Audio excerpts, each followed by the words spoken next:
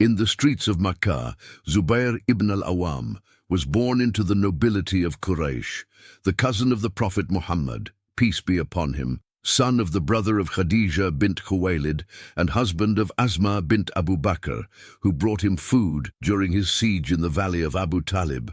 His kinship with the Prophet was not mere coincidence, but the start of a journey for a man who blended the blood of the noble with the courage of heroes. At the Battle of Uhud, when the polytheists attacked the Muslims fiercely, young Zubayr spotted Talha ibn Abi Talha, the Quraysh knight who had raised their banner, shouting defiance. Zubayr charged like an arrow, engaging him in a brief clash that ended with Talha's death and the fall of the banner. This moment marked his rise as a knight whose name outshone all others. His bravery was not confined to the Hijaz. At the Battle of Yarmouk, against the massive Byzantine army, he fought valiantly. Though legends later depicted him as a masked warrior wielding two swords, such tales lack early historical support. In Egypt, during the siege of Babylon fortress, he collaborated with Amr ibn al-As on the battle plans. The myth of him scaling the walls alone, however, is unverified by reliable sources, as the conquest was a collective effort. Zubayr was more than a warrior.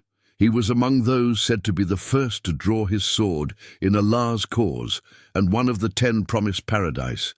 Yet his final years tested him greatly. When discord erupted among Muslims, he joined the army of Lady Aisha in the Battle of the Camel against Caliph Ali ibn Abi Talib.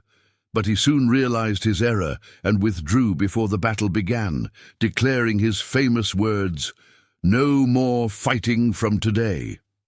Fate granted him little respite. On his way back to Medina, he was ambushed in the valley of al-Saba, where one stabbed him while he prayed. The veteran knight fell onto the desert soil, leaving behind a legacy of courage and piety. Yet he also left a lesson. Acknowledging mistakes is a virtue no less noble than conquests. Today, Zubayr's story is often reduced to the image of a legendary knight, but his true greatness lay in his humility. He claimed no infallibility and feared not to retreat when he saw the truth.